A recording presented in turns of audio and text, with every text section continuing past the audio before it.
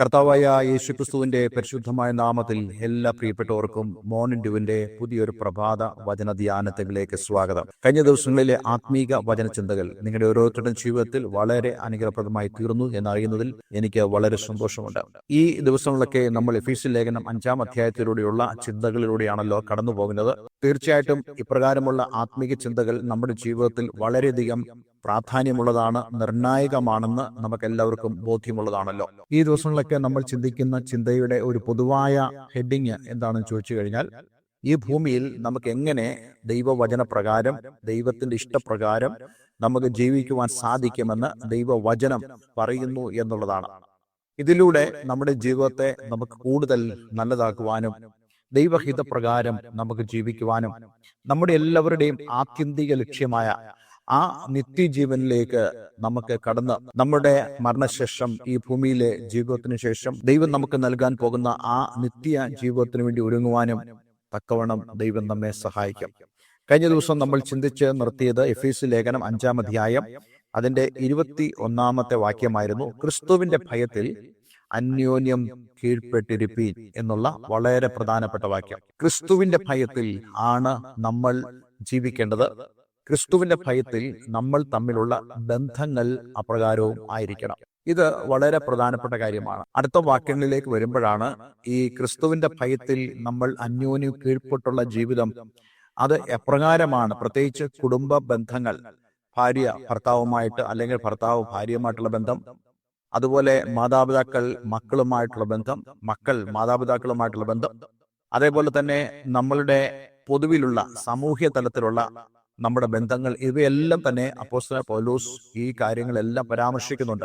ചുരുക്കം പറഞ്ഞാൽ, കർത്താവ് യേശുക്രിസ്തുവിനെ രക്ഷകനും കർത്താവും ദൈവമായി സ്വീകരിച്ച് ക്രിസ്ത്യാനുഗാമിയായ ഒരു വ്യക്തി ഈ ഭൂമിയിൽ ജീവിക്കേണ്ടത് ദൈവത്തോടുള്ള ആ ബന്ധത്തിന്റെ വെളിച്ചത്തിലായിരിക്കണം. ആ ബന്ധം കേവലം ദൈവവുമായിട്ടുള്ള ബന്ധം മാത്രമല്ല, അവന്റെ കുടുംബ ബന്ധങ്ങളിലും അതേപോലെ തന്നെ സാമൂഹ്യ ബന്ധങ്ങളിലും ആ ബന്ധം നന്നായിട്ട് റിഫ്ലക്റ്റ് ചെയ്യണമെന്നുള്ളതാണ് നമുക്ക് ഈ വചനഭാഗങ്ങളെല്ലാം വായിക്കുവാൻ കഴിയുന്നത്. സാധാരണയായിട്ട് ഈ 22-ാം വാക്യം മുതലുള്ള വാക്യങ്ങൾ വിവാഹ ശുശ്രൂഷയുടെ വേളകളിലാണ് നമ്മൾ കേൾക്കാറുള്ളത്. നമ്മുടെ ഭവനങ്ങളിലാണെങ്കിലും നമ്മൾ വചന ധ്യാനത്തിന് വേണ്ടിയൊന്നും ഈ ഭാഗം അധികം എടുക്കാറില്ല. കാരണം പലപ്പോഴും നമ്മൾ ഇങ്ങനെയുള്ള കാര്യങ്ങളൊക്കെ വായിക്കുമ്പോൾ അവിടെ സംസാരങ്ങൾ ഉണ്ടാകാനുള്ള സാധ്യതയുണ്ട്. ഇതെല്ലാം മനസ്സിലാക്കിക്കൊണ്ട് ആളുകൾ വളരെ കുറച്ചു മാത്രം വായിക്കുന്നതായ ഒരു ഭാഗം എന്നവണ്ണമാണ് ഞാൻ ഈ ഭാഗത്ത് ഇന്ന് എടുക്കുവാൻ ആഗ്രഹിക്കുന്നത്. എഫേസ്യ ലേഖനം 5-ാം അധ്യായം അതിന്റെ 22 മുതൽ, ഭാര്യമാരെ കർത്താവിനെന്ന പോലെ സ്വന്തം ഭർത്താക്കന്മാർക്ക് കീഴടങ്ങുവിൻ. ക്രിസ്തു ശരീരത്തിന്റെ രക്ഷിതാവായി സഭയ്ക്ക് തലയാകുന്നത് പോലെ ഭർത്താവ് ഭാര്യയ്ക്ക് തലയാകുന്നു. എന്നാൽ സഭ ക്രിസ്തുവിന് കീഴടങ്ങിയിരിക്കുന്നത് പോലെ ഭാര്യമാരും ഭർത്താക്കന്മാർക്ക് സകലത്തിലും കീഴടങ്ങിയിരിക്കണം. ഭർത്താക്കന്മാരെ ക്രിസ്തുവും സഭയെ സ്നേഹിച്ചതുപോലെ നിങ്ങളുടെ ഭാര്യമാരെ സ്നേഹിപ്പീൻ. നമ്മൾ ഇത്രയും വാക്യങ്ങളിൽ നിന്നാണ് ഇന്ന് സംസാരിക്കാൻ പോകുന്നത്. നിങ്ങൾക്കറിയാം, ഞാൻ വളരെ ചുരുങ്ങിയ സമയം മാത്രമാണ് വചന ചിന്തകൾക്ക് വേണ്ടി എടുക്കാറുള്ളത്. അഥവാ കൂടുതൽ വിശാലമായ ചിന്തകളിലേക്കാണ് നമ്മൾ പോകുന്നതെങ്കിൽ അടുത്ത ദിവസങ്ങളിലെ പ്രഭാത വചന ധ്യാനത്തിലേക്ക് നമ്മൾ ആ വിഷയത്തെ മാറ്റുന്നതുമായിരിക്കും. പക്ഷെ എങ്കിലും വളരെ കുറഞ്ഞ സമയം കൊണ്ട് ഈ വചനഭാഗങ്ങളിലെ പ്രധാനപ്പെട്ട ആശയം എന്താണെന്ന് നമുക്ക് ഗ്രഹിക്കുവാൻ കഴിയുമാറാകട്ടെ. ഈ 22-ാം വാക്യം തീർച്ചയായിട്ടും അടിസ്ഥാനപ്പെട്ടിരിക്കുന്നത് 21-ാം വാക്യത്തിലാണ്. 21-ാമത്തെ ആ വാക്യത്തെ ഈ പറയപ്പെടുന്ന 22 മുതലുള്ള വാക്യത്തിന്റെ ഒരു ഹെഡിങ് ആയിട്ട് നമുക്ക് വിശേഷിപ്പിക്കാൻ സാധിക്കും. കേവലം അപ്പോസ്തലനായ പൗലോസ് ഇവിടെ പറയുന്നത് ഭാര്യമാരും ഭർത്താക്കന്മാരും തമ്മിലുള്ള ആ ബന്ധം മാത്രമല്ല, മറിച്ച് 21-ാം വാക്യം അതിന്റെ കീ വേഴ്സ് ആയിട്ട് നമ്മൾ കണ്ടുകൊണ്ട് വേണം ഈ 22 മുതലുള്ള വാക്യങ്ങളെ ചിന്തിക്കുവാൻ. ക്രിസ്തുവിന്റെ ഭയത്തിൽ അന്യോന്യം കീഴ്പ്പെട്ടിരിപ്പീൻ എന്ന് പറയുമ്പോൾ കേവലം സഭയിലുള്ള റിലേഷൻഷിപ്പ് മാത്രമല്ല, മറിച്ച് നമ്മുടെ കുടുംബത്തിൽ, അതേപോലെ തന്നെ നമ്മുടെ സമൂഹത്തിൽ, നമ്മുടെ സഭയിൽ ഉള്ള ബന്ധങ്ങളെ കുറിച്ചാണ് ഇവിടെ വ്യക്തമായി പറയുന്നത്. നമ്മളൊക്കെ ഈ സോഷ്യൽ സയൻസ് ഒക്കെ പഠിക്കുമ്പോൾ ആദ്യം പഠിക്കുന്ന ഒരു പ്രിൻസിപ്പിൾ ഉണ്ട്. അതായത് സമൂഹത്തിന്റെ ഏറ്റവും അടിസ്ഥാന ഘടകം എന്ന് പറയുന്നത് കുടുംബമാണ്. എനിക്ക് തോന്നുന്നു ദൈവവചനം അതേപോലെ തന്നെ ഡയറക്റ്റ് ആയിട്ട് അത് പറയുന്നില്ലെങ്കിലും കർത്താവ് തന്റെ വചനത്തിലൂടെ സംസാരിക്കുമ്പോൾ കുടുംബ ബന്ധങ്ങളുടെ പ്രാധാന്യം അരക്കെട്ടുറപ്പിച്ചാണ് അവിടെ സംസാരിക്കുന്നത്. ഒരു സമൂഹം നന്നാകണമെങ്കിൽ കുടുംബം നന്നാകണം. ഒരു കുടുംബം നന്നായാൽ മാത്രമേ ഒരു സമൂഹം നന്നായാൽ മാത്രമേ ഒരു രാജ്യവും, ഒരു രാജ്യം നന്നായാൽ മാത്രമേ മുഴുവൻ ലോകവും നന്നാകത്തുള്ളൂ. അതുകൊണ്ട് ഈ ക്രിസ്തുവിനോടുള്ള ആ ഭയത്തിലുള്ള ആ കീഴ്പ്പെടൽ, അല്ലെങ്കിൽ ക്രിസ്തുവിന്റെ ഭയത്തിൽ നമ്മൾ ജീവിക്കുന്നത്, മറ്റുള്ളവരോട് നമ്മൾ അന്യോന്യം കീഴ്പ്പെടുന്നത്, തമ്മിൽ കീഴ്പ്പെടുന്നത് നല്ല ഒരു സമൂഹത്തെ, നല്ലൊരു കുടുംബത്തെ ഉളവാക്കുവാൻ തക്കോണം ഇടയാക്കി തീർക്കും. അതിൽ വളരെ പ്രധാനപ്പെട്ട ഒരു കാര്യമാണ് ഇവിടെ അപ്പോസ്തലനായ പൗലോസ് പറയുന്നത്, ഭാര്യമാരെ കർത്താവിനെന്ന പോലെ. കാരണം അവർക്കറിയാം ഞാൻ എങ്ങനെയാണ് കർത്താവിന് കീഴ്പ്പെട്ടിരിക്കുന്നത്. കർത്താവിന് ഞാൻ കീഴ്പ്പെട്ടിരിക്കുന്നത് ഭയത്തിലാണ്. ഭയം എന്ന് പറയുമ്പോൾ കഴിഞ്ഞ ദിവസമേ ഞാൻ നിങ്ങളോട് പറഞ്ഞു, ബഹുമാന പുരസ്സരമുള്ളതായ ആ ഒരു ഭയം ആണ് ഇവിടെ ഉദ്ദേശിക്കുന്നത്. ഇവിടെ കർത്താവിനെന്ന പോലെ എന്ന് പറഞ്ഞിട്ട് സ്വന്തം ഭർത്താക്കന്മാർക്ക് കീഴടങ്ങുവീൻ എന്ന് പറയുമ്പോൾ കർത്താവിനോട് നമ്മൾ കാണിക്കുന്നതായ ആ ബഹുമാനത്തോടു കൂടിയുള്ള ആ ഭയം എന്ന പോലെ ഭർത്താക്കന്മാരെ ഭയപ്പെടണമെന്നല്ല ഇവിടെ പറയുന്നത്, മറിച്ച് അവർക്ക് നിങ്ങൾ കീഴടങ്ങിയിരിപ്പീൻ. ഇംഗ്ലീഷിൽ കൊടുത്തിരിക്കുന്ന വാക്ക് സബ്മിഷൻ എന്നാണ് കൊടുത്തിരിക്കുന്നത്. സബ്മിഷൻ എന്ന് പറഞ്ഞാൽ സമർപ്പിതരാകുക എന്നുള്ളതാണ് അതിനർത്ഥം. എന്ന് മാത്രമല്ല, ഭാര്യമാരോട് പറയുന്നത് നിങ്ങളുടെ സമർപ്പണത്തിന്റെ ആ ഒരു ഏരിയ, ആ ഒരു മേഖല ഏതാണ്? വളരെ വ്യക്തമായിട്ടാണ് ഇവിടെ പറയുന്നത്, സ്വന്തം ഭർത്താക്കന്മാർക്ക് കീഴടങ്ങുവീൻ. സ്വന്തം ഭർത്താക്കന്മാർക്ക്, നാട്ടിലുള്ള എല്ലാ പുരുഷന്മാർക്കും കീഴടങ്ങിയിരിക്കാനല്ല ഇവിടെ പറയുന്നത്, മറിച്ച് ദൈവം നിങ്ങൾക്ക് തന്ന നിങ്ങളുടെ സ്വന്തം ഭർത്താക്കന്മാർക്ക് കീഴടങ്ങിയിരിക്കുക. കുടുംബ ബന്ധങ്ങൾക്ക് ദൈവം എത്രത്തോളം പ്രാധാന്യം കൊടുക്കുന്നുണ്ട്. അതേ ആദമിനെയാണ് ദൈവം ആദ്യം സൃഷ്ടിച്ചത്. പക്ഷേ പിന്നീട് ദൈവത്തിന്റെ ഒബ്സർവേഷനിൽ ദൈവത്തിന് മനസ്സിലായി മനുഷ്യൻ ഏകനായിരിക്കുന്നത് നന്നല്ല എന്ന് പറഞ്ഞാണ് ദൈവം സ്ത്രീയെ ഉളവാക്കുന്നത്.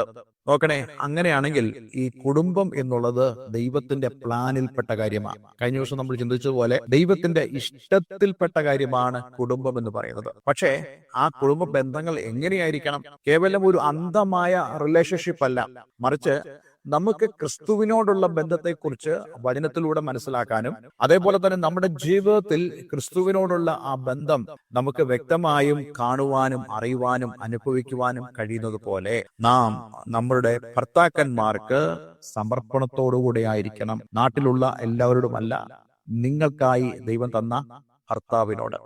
ഇത് വളരെ സ്പെസിഫിക് ആയിട്ടുള്ള ഒരു സന്ദേശമാണ്. നമ്മുടെ ജീവിതത്തിൽ ഒരു കാര്യം നമ്മൾ മനസ്സിലാക്കണം, ഇവിടെ കർത്താവിനെന്ന പോലെ എന്ന് പറയുമ്പോൾ തന്നെ ഈ ഭർത്താവിനോടുള്ള, ദയവായിട്ട് ഈ ഭർത്താവും കർത്താവും നിങ്ങൾക്ക് തെറ്റിപ്പോകരുത്. ഞാൻ ഈ പറയുന്ന ഭാഗങ്ങൾ വളരെ ശ്രദ്ധയോടുകൂടെ കേൾക്കണം. കർത്താവിനോടുള്ള ആ ബന്ധം, അത് ഈ ഭൂമിയിൽ നമ്മൾ റിഫ്ലക്ട് ചെയ്യുന്നത് നമ്മുടെ കുടുംബങ്ങളിലാണ്. ഒരു ഭാര്യ തന്റെ ഭർത്താവിനെ ബഹുമാനത്തോടുകൂടെ അവന് സമർപ്പിത ആയിരിക്കുന്ന പോലെ, ഒരു ഭാര്യ ഒരു ദൈവ പൈതൽ എന്ന നിലയിൽ കർത്താവിന് ബഹുമാനത്തോടുകൂടി അവൾ കീഴടങ്ങി ആത്മീയമായ ഒരു ജീവിതം നയിക്കുന്ന പോലെ തന്റെ ഭർത്താവിനോടും അവൾ കീഴടങ്ങിയിരിക്കണം, സമർപ്പിതയായിരിക്കണം. ഈ കീഴടങ്ങുക എന്ന് പറയുന്നത് എല്ലാത്തിലും വിധേയപ്പെടുക എന്നുള്ള അർത്ഥമല്ല, മറിച്ച് ബഹുമാനത്തോടുകൂടെ നമ്മൾ സമർപ്പിതരായിരിക്കണം. ഇത് മാത്രമല്ല, ആ ഭർത്താവിന് തന്റെ മേലുള്ള അതോറിറ്റിയെ അവൾ അംഗീകരിച്ചുകൊണ്ട് അവൾ ജീവിക്കുന്നു. അപ്പോൾ നമ്മളുടെ ആത്മീയ ജീവിതം അങ്ങനെയല്ലേ? യേശുവിന് നമ്മുടെ മേലുള്ള ആ അധികാരത്തെ നമ്മൾ അംഗീകരിച്ചുകൊണ്ടാണ് നമ്മൾ അവനെ ഭയപ്പെടുന്നത്. ദൈവം ഒരു കാര്യം നമ്മോട് പറഞ്ഞാൽ നമ്മളത് അനുസരിക്കാൻ ബാധ്യസ്ഥരാണ്. എന്തുകൊണ്ടെന്നാൽ ദൈവം നമ്മെ തന്റെ രാജ്യത്തിൽ ആക്കി വെച്ചിരിക്കുക. ദൈവരാജ്യത്തിൽ ഒരു വ്യക്തിക്കാണോ പ്രാധാന്യം, അതോ ദൈവരാജ്യം എന്നുള്ള വിഷയത്തിനാണോ പ്രാധാന്യം എന്ന് ചോദിച്ചാൽ ഞാൻ പറയും, ഒരു വ്യക്തിയെക്കാളും പ്രാധാന്യമുള്ളതാണ് ദൈവരാജ്യം എന്നുള്ള ആ യൂണിറ്റ് എന്ന് പറയുന്നത്, ആ ഒരു ഐക്യത എന്ന് പറയുന്നത്. ഇതുപോലെ തന്നെയാണ് കുടുംബം എന്ന് പറയുന്നത്. ദൈവത്തിന് ഈ കുടുംബത്തിലെ വ്യക്തികളെക്കാളും പ്രാധാന്യമുള്ളതാണ്. അതുകൊണ്ടാണ് ഇവിടെ ഭാര്യ ഭർത്താവ് എന്ന് പറയുന്നു, പിന്നീട് മക്കൾ മാതാപിതാക്കൾ എന്നുള്ള വിഷയങ്ങൾ പറയുമ്പോഴും ദൈവം നമ്മളെ ആക്കി വെച്ചിരിക്കുന്നത് ഒരു കുടുംബത്തിലും അതേപോലെ തന്നെ ഒരു സമൂഹത്തിലും ഒരു രാജ്യത്തിലുമാണ്. അപ്പോൾ അങ്ങനെയാകുമ്പോൾ ഈ കുടുംബങ്ങളിലാകട്ടെ, ഈ സമൂഹങ്ങളിലാകട്ടെ, ഈ രാജ്യങ്ങളിലാകട്ടെ ഏറ്റവും നല്ല ഒരു സാമൂഹ്യ ജീവിതം, ഒരു കുടുംബ ജീവിതം നമുക്കുണ്ടാകണമെങ്കിൽ ഈ ദൈവ വ്യവസ്ഥയെ നമ്മൾ അംഗീകരിച്ചേ മതിയാവുകയുള്ളൂ. ഞാൻ ഇന്ന് ഈ വചനഭാഗം നിങ്ങളോട് സംസാരിക്കുമ്പോൾ ഒന്നാമത്, നമ്മൾ മനുഷ്യനുമായി ദൈവം വെച്ചിട്ടുള്ളതായ, സ്ഥാപിച്ചിട്ടുള്ളതായ ആ ബന്ധത്തെ നമ്മൾ അംഗീകരിക്കുക. ആ ഒരു ബന്ധത്തിലേക്ക് നമ്മൾ കടന്നു വരിക. രണ്ടാമത്, ദൈവം ആ ബന്ധത്തിലൂടെ വെച്ചിരിക്കുന്നതായ കുടുംബം, അതേപോലെ തന്നെ സമൂഹം, ഇവയെല്ലാം നമ്മൾ മാനിക്കേണ്ടതും വളരെ ആവശ്യമാണ്. ഞാൻ ഇന്ന് നിങ്ങളോട് കേവലം സംസാരിക്കുന്നത് ഭാര്യമാർ തങ്ങളുടെ ഭർത്താക്കന്മാർക്ക് കീഴടങ്ങിയിരിക്കുക എന്നുള്ള ഒരു ചിന്ത മാത്രമല്ല. അതിനേക്കാളേറെ ഇതെല്ലാം തന്നെ നമുക്ക് ദൈവത്തോടുള്ള ആ ബന്ധത്തിലൂടെ, പ്രത്യേകിച്ച് എഫേസ്യ ലേഖനം 5-ാം അധ്യായം 21-ാമത്തെ വാക്യത്തിൽ പറയുന്ന പോലെ, ക്രിസ്തുവിന്റെ ഭയത്തിൽ അന്യോന്യം കീഴ്പ്പെട്ടിരിക്കുക എന്നുള്ള ചിന്തയുടെ ഭാഗമാണ്. അപ്പോൾ ഈ ബന്ധം, ഈ അന്യോന്യമുള്ള കീഴ്പ്പെടൽ, ക്രിസ്തുവിന്റെ ഭയത്തിലുള്ള ഈ കീഴ്പ്പെടൽ നമ്മളുടെ എല്ലാ മേഖലകളിലും അത് പ്രതിഫലിക്കുവാനിടയായി തീരും. അതിനുവേണ്ടിയുള്ള ഒരു സമർപ്പണം നമ്മുടെ ജീവിതത്തിൽ ഇന്ന് ഉണ്ടാകട്ടെ എന്ന് ഞാൻ ആഗ്രഹിക്കുന്നു, പ്രാർത്ഥിക്കുന്നു. ഒരു നിമിഷം നമുക്ക് ദൈവസന്നിധിയിൽ പ്രാർത്ഥിക്കാം. സ്വർഗ്ഗപിതാവേ, ഇന്ന് ഞങ്ങളെ കേൾപ്പിച്ച വളരെ അനുഗ്രഹിക്കപ്പെട്ട സന്ദേശത്തിനായി സ്തോത്രം. കർത്താവേ, ഞങ്ങളുടെ കുടുംബ ബന്ധങ്ങൾ പോലും ദൈവത്തോടുള്ള ആ ബന്ധത്തിന്റെ റിഫ്ലക്ഷൻ ആണെന്ന് ഞങ്ങൾ മനസ്സിലാക്കുന്നു. കർത്താവെ, ഏതെങ്കിലും ഒരു ഭവനം, പ്രത്യേകിച്ച് തമ്മിലുള്ള റിലേഷൻഷിപ്പുകൾ വളരെ പ്രശ്നബാധിതമായിരിക്കുന്നെങ്കിൽ, കർത്താവെ, എന്നെ കേൾക്കുന്ന പ്രിയപ്പെട്ടവർ ഓരോരുത്തരും മനസ്സിലാകട്ടെ, ഏറ്റവും അടിസ്ഥാനപരമായി ദൈവത്തോടുള്ള ബന്ധത്തെ നേരെയാക്കുവാൻ എന്നെ കേൾക്കുന്ന പ്രിയമുള്ളവരുടെ ഹൃദയത്തിൽ ചിന്തയും ആ ദൈവിക സന്ദേശവും പകർന്ന്, കർത്താവെ, ഞങ്ങളുടെ ഭവനങ്ങൾ രൂപാന്തരപ്പെടുന്നത് കാണുവാൻ തക്കവണ്ണം ഞങ്ങളെ സഹായിക്കണമെന്ന് പ്രാർത്ഥിക്കുന്നു. പ്രാർത്ഥന കേട്ടതിനാൽ നന്ദി. യേശുക്രിസ്തുവിൻ നാമത്തിൽ തന്നെ. ആമേൻ, ആമേൻ. ഇന്നത്തെ വേദവചനം നിങ്ങളുടെ ജീവിതത്തിൽ വളരെ അനുഗ്രഹപ്രദമായി തീർന്നു എന്ന് ഞാൻ വിശ്വസിക്കുന്നു. ഈ സ്ക്രീനിൽ കാണുന്ന ഫോൺ നമ്പറിൽ ഞങ്ങളെ വിളിക്കുക. എല്ലാവരും ദൈവം അനുഗ്രഹിക്കട്ടെ. Have A nice day.